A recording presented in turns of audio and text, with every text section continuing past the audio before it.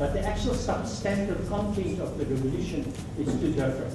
But I think you're quite right in that respect.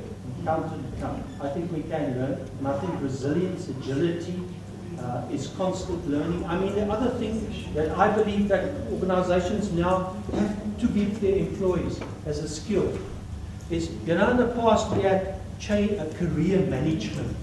Kind of in 3 years' time, you'll be here, and 5 years later, you'll be here. Forget about that. That's disappeared. We should rather equip our employees with what I would like, it's not only my term, with career navigation skills.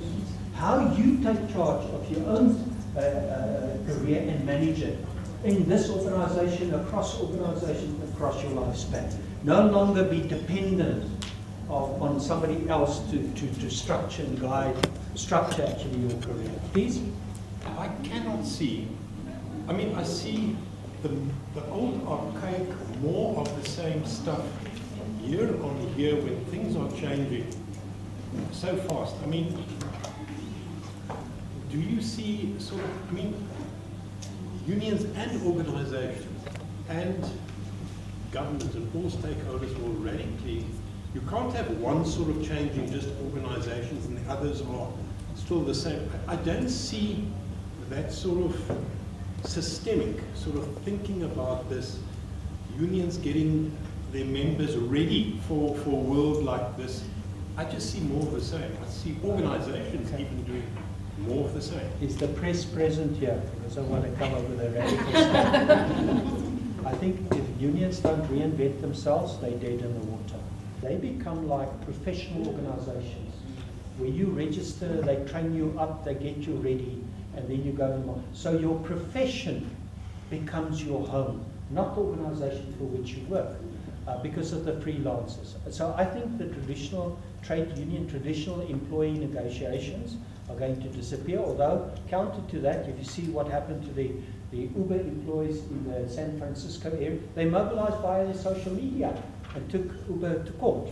So I think that's what's going to happen, a kind of, maybe like the traditional free association. People come together that want to come together, that actually want to mobilize for a particular reason. But I think it's going to be broader employment issues than particular organization.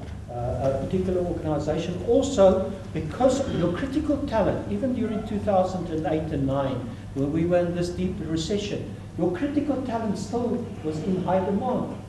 People were still battling, the war for talent was still going on. And I think those people will have stronger negotiations.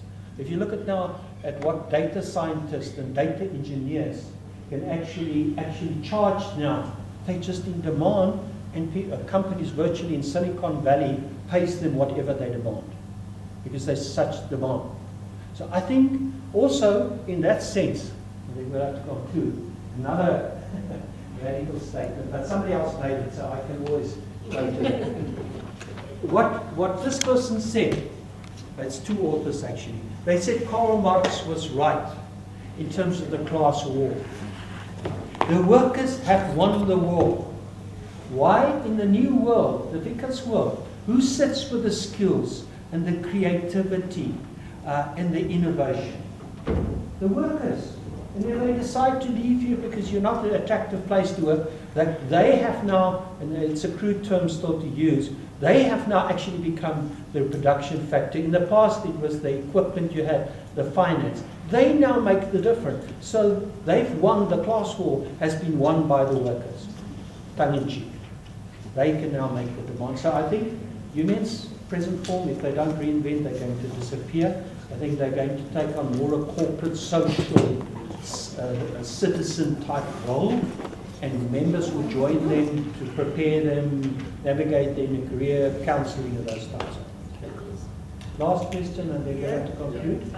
The reality is in line with what he has just mentioned. The reality is in the context of South Africa, and more so with government being like the biggest employer. You're right. The earlier this becomes the topic of the day, even with the public service, bargaining councils and whatever, it might not see the light of the day.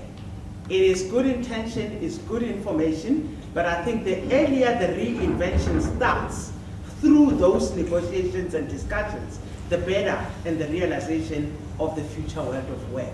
And that may start to bring good collaborations that will actually benefit the future world of work much better than in the current stage. Otherwise, we're back to the same route, where employers continue doing the same thing, employees, with the unionized doing the same thing, and the two never come in together. We need for our country to really go forward a social compact. Mm. Everybody talks about it.